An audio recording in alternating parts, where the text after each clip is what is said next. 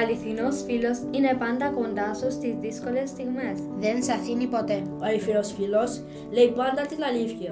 Όσο σκληρή κι να είναι. Ο αληθινός φίλος λυπάται με τη λύπη σου. Χαίρεται με τη χαρά σου. Η φιλία είναι όταν νιώθεις κάποιο κοντά σου. Τον αγαπάς και θα κάνεις τα πάντα γι' αυτόν. Με τους φίλους σου μοιράζεσαι τα προβλήματά σου. Μα και τις χαρές σου. Ο αληθινός φίλος δεν σε παρασύρει σε επικίνδυνα πράγματα. Σε βοηθά να γίνεις καλύτερος άνθρωπος. Ο αληθινός φίλος δεν σε προδίδει ποτέ.